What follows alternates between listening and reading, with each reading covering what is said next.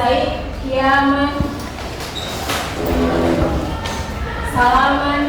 Assalamualaikum warahmatullahi wabarakatuh. Jurusan.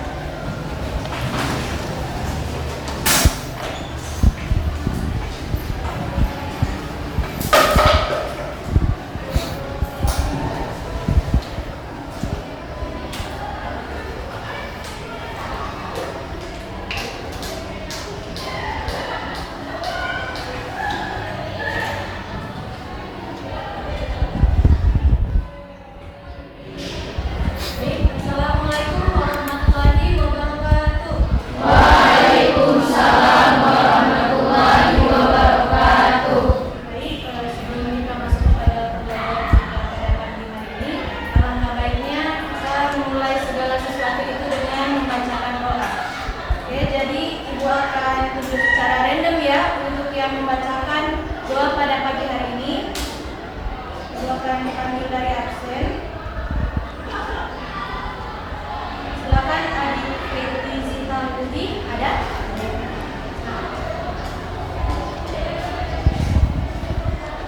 Teman-teman, sebelum kita berdoa, mari tundukkan kepala sejenak untuk berdoa.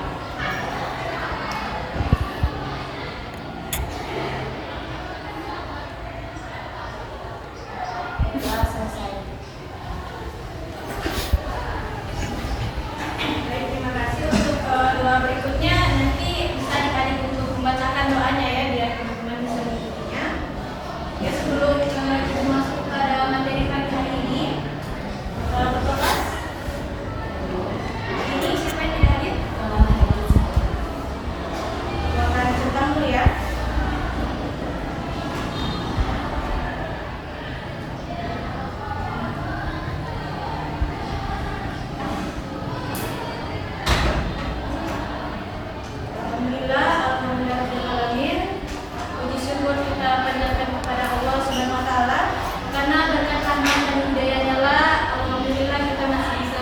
Diberikan kesempatan untuk bertemu kembali pada pertemuan yang kedua ya ini pada mata pelajaran sejarah budaya Islam.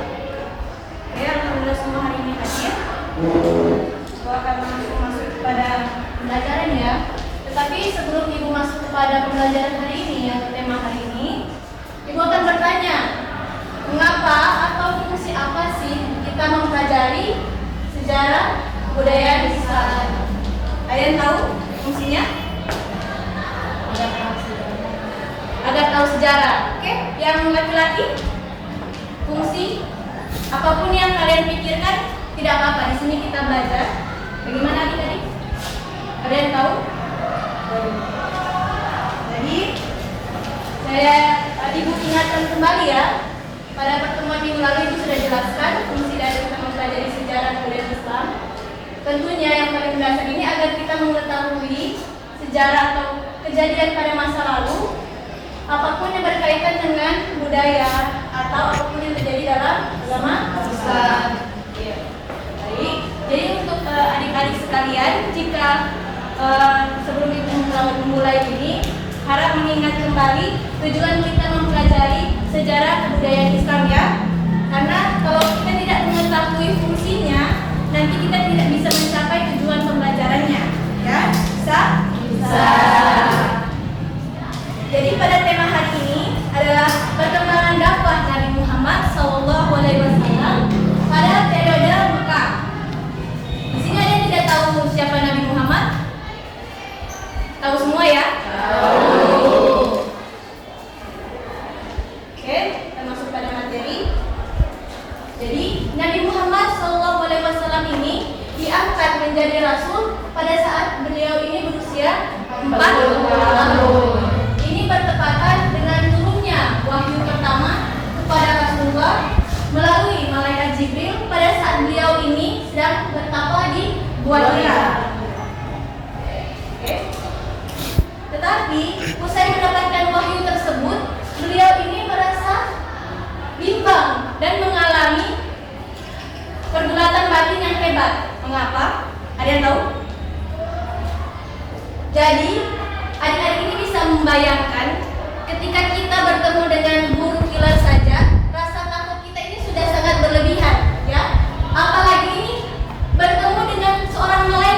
Ya, bisa adik-adik ini bayangkan betapa bimbangnya, bercampur dengan rasa takut, dilemanya Nabi Muhammad ini ketika bertemu dengan malaikat Jibril. Kemudian Rasulullah ini bertemu dengan Warokah. Warokah ini anak dari pamannya Siti Khadijah. Nah, dialah yang memberitahu Nabi Muhammad ini, siapa sih yang bertemu dengan Nabi Muhammad pada saat di Gua Hira ini adalah malaikat Jibril. Dan nantinya Nabi Muhammad ini akan diangkat menjadi rasul. Nah, percakapan tersebut berlangsung pada saat perjalanan menuju ke Ka'bah. Tentunya perjalanan dakwah Nabi Muhammad ini jauh dari kata mulus. Jika adik-adik sekalian beranggapan bahwa pada saat beliau ini berdakwah, kemudian semuanya itu berjalan dengan mulus, tidak seperti itu. Dikarenakan segala yang beliau mulai dengan perintah dari Allah SWT untuk berdakwah, banyak sekali rintangan dan cobaan yang dilalui oleh beliau selama berdakwah. Terjadi penolakan berupa hinaan dan celaan dari kaum kafir Quraisy yang kerap beliau dapatkan, ya. Jadi ketika beliau ini berdakwah, banyak sekali rintangan ataupun cobaan yang beliau dapatkan. Oke, sampai sini paham?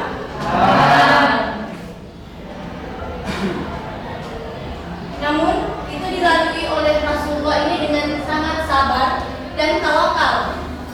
Kemudian Rasulullah ini berdakwah selama 23 tahun sampai akhir hayatnya. Dari 23 tahun itu, masa kerasulannya, 13 tahun itu beliau habiskan berdakwah di kota kelahirannya, yaitu kota Mekah.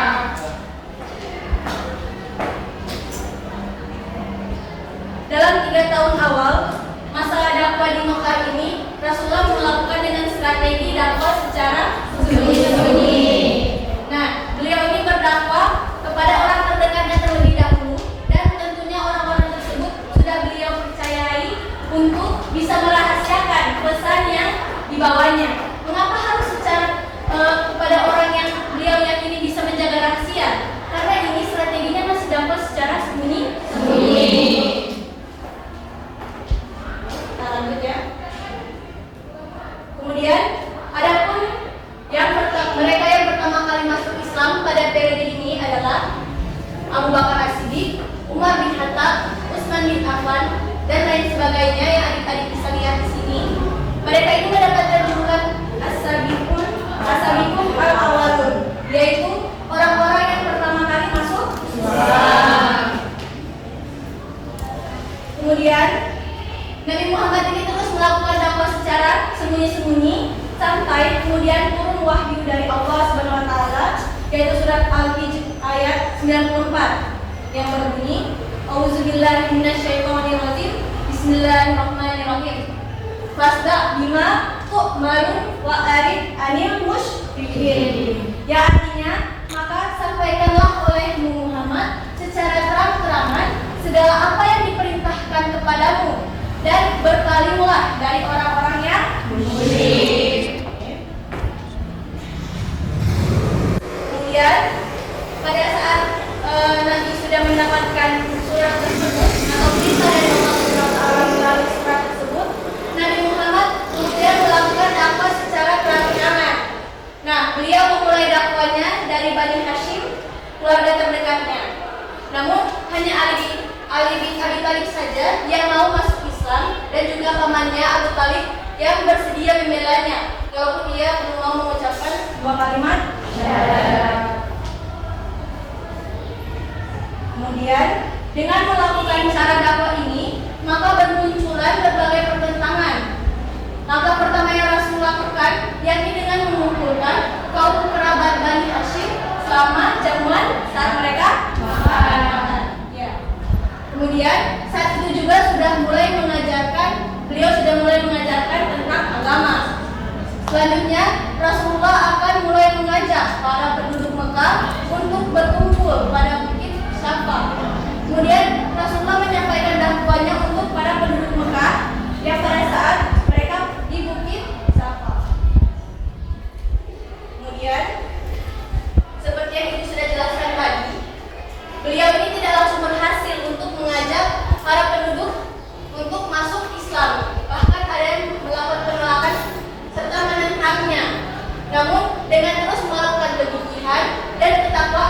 Rasul, ajaran Islam ini semakin berkembang. Bisa adik-adik bayangkan jika beliau ini sudah menyerah pada saat diberitahukan atau diperintahkan oleh Allah Subhanahu wa taala untuk berdakwah, dan beliau menyerah di tengah-tengah perjalanan. Tentunya beliau ini tidak bisa mencapai tujuannya, yaitu mengembangkan ajaran Islam pada kota Mekah atau kota kelahirannya. Ya. Sehingga dakwah Rasulullah terus mengalami perkembangan dengan kegigihan beliau tersebut dari waktu ke waktu.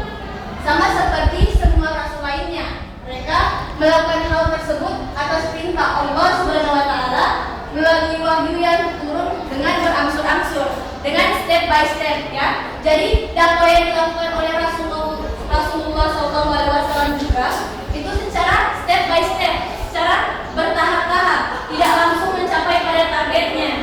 Sama seperti wahyu yang diturunkan oleh Allah Subhanahu wa taala ini secara berangsur-angsur.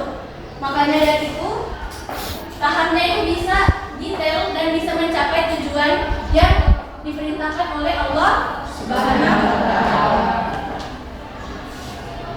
Oke. Jadi di sini ibu akan bertanya, apa saja yang kalian mendapatkan hikmah atau pelajaran apa saja yang bisa kalian pahami dari penjelasan yang telah ibu sampaikan mengenai sejarah dakwah Nabi Muhammad SAW pada periode Mekah. Ada yang bisa? Yang bisa angkat tangan ya? Ada yang bisa? Silakan perkenalan nama, karena ibu akan mengecek ya aktifan kalian. Jadi ketika kalian berbicara itu tetap ibu nilai ya. Oke? Silakan sebutkan nama, berdiri ya. Terima kasih Bu Guru kesempatannya Bu Guru. Jadi Bu Guru yang saya pahami tadi yang disampaikan itu bagaimana Nabi itu menjalankan dakwah yang sangat baik secara sembunyi-sembunyi maupun terang-terangan. Saya kagum karena Rasulullah itu begitu sabar saat mendakwah kepada sahabat-sahabat, keluarga dan orang-orang yang sekitar, karena menurut saya orang yang sangat sabar itu hanya Rasulullah dibandingkan orang-orang lain pada saat itu. Terima kasih. Ya, kita berikan aplaus. Ada lagi sebelum ibu masuk kepada sesi diskusi. Jadi seperti yang ibu sudah jelaskan pada pertemuan minggu lalu, bahwa nanti adik-adik akan dibuka sesi tanya jawab. Ibu akan memberikan kalian kesempatan untuk bertanya. Kemudian teman-teman kalian juga yang akan menjawab pertanyaan dari yang teman kalian lontarkan ya. Karena ibu sudah pahami bahwa kalian ini sudah memahami seluruh materi yang ibu telah jelaskan secara singkat mengenai sejarah dakwah Nabi Muhammad pada periode Mekah ya. Jadi masih ada yang ingin memberikan kesimpulan atau apa yang bisa kalian pahami?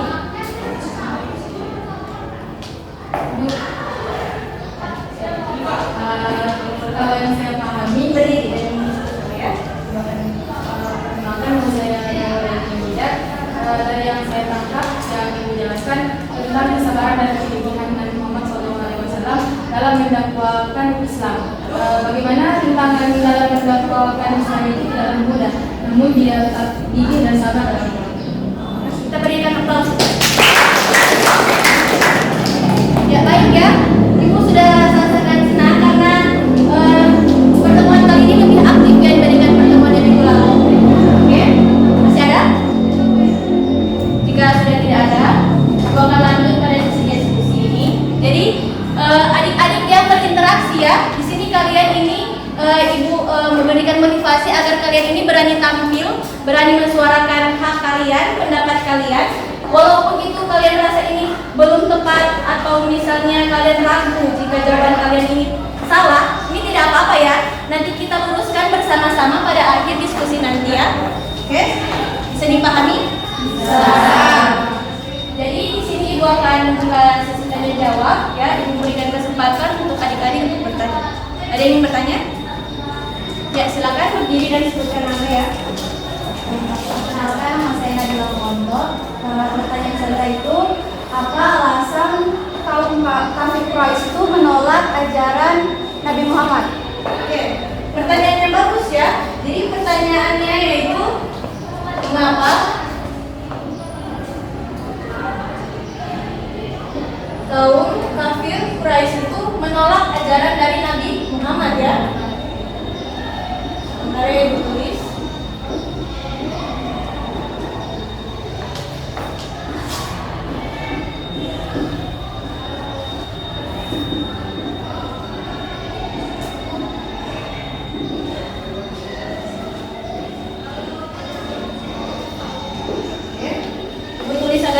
bisa dibaca oleh teman-teman kalian juga yang lain ya. Ada lagi yang ingin bertanya? Anjungkan tangan ya. Ada? Oke, tidak ada ya? Oke, baik.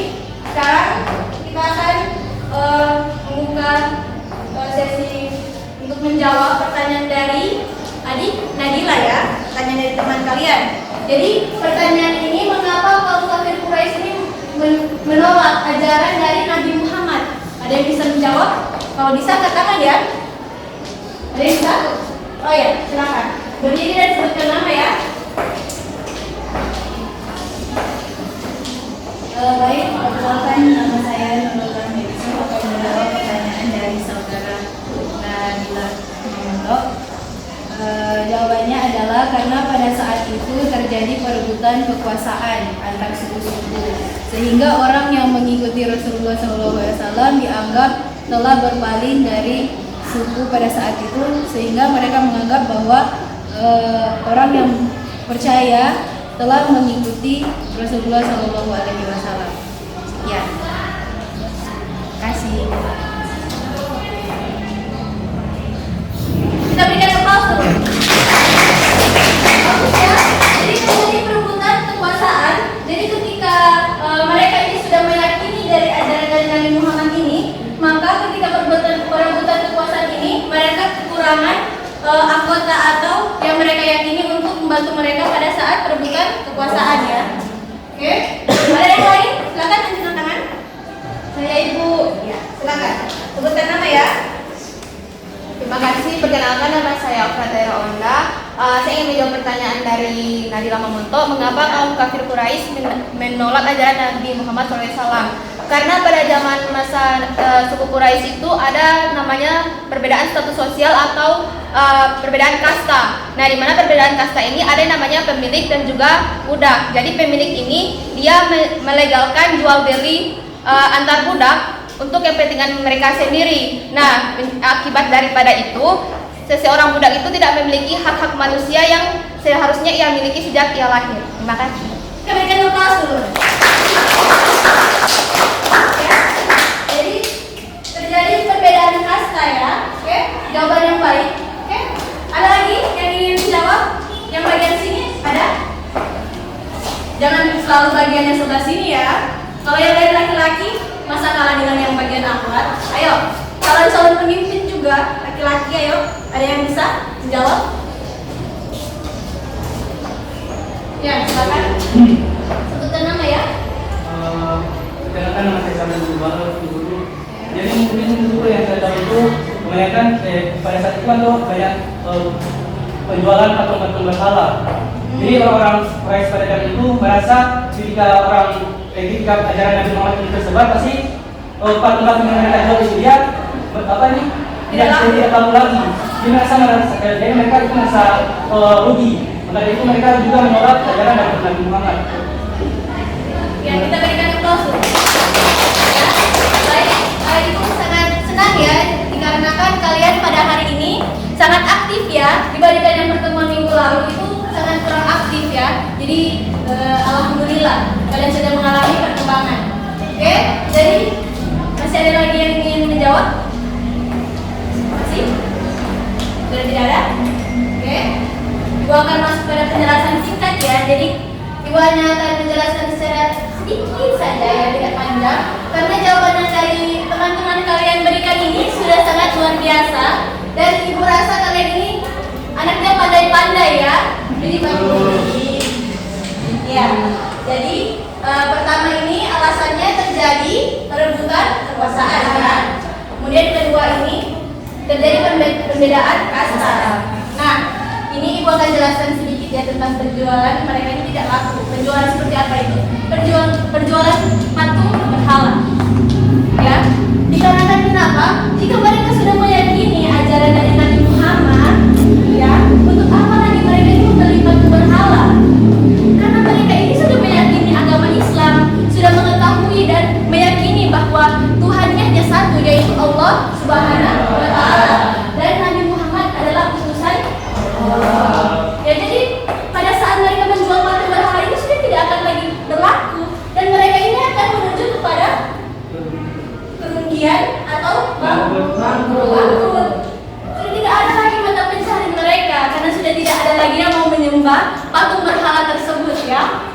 dipahami sampai sini? Bisa.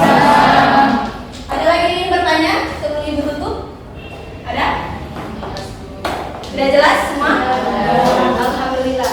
Jadi hari ini sudah banyak ya yang aktif. Ibu sudah merasa senang, ada kemajuan. Ibu harapkan kalian ini lebih aktif pada pertemuan yang berikutnya ya. Pada materi yang berikut, Ibu akan membicarakan tentang sejarah Nabi Muhammad ini pada periode yang Madinah ya. Oke. Sebelum Ibu tutup, Ibu ingatkan kembali pada pertemuan minggu depan ya. Ibu harapkan kalian ini sudah membaca ya terlebih dahulu pada buku paket dan telah Ibu berikan kepada kalian ya. Atau yang belum mendapatkan bisa pergi kepada perpustakaan untuk membaca buku paket ya. Oke. Jadi sebelum kita tutup pembelajaran kita pada pagi hari ini, kita akan membacakan doa dan doa akan dipimpin oleh ketua kelas ya. Bisa? Baiklah teman-teman, mari kita tutup pertemuan pada hari ini dengan sama-sama membaca kafaratul majelis.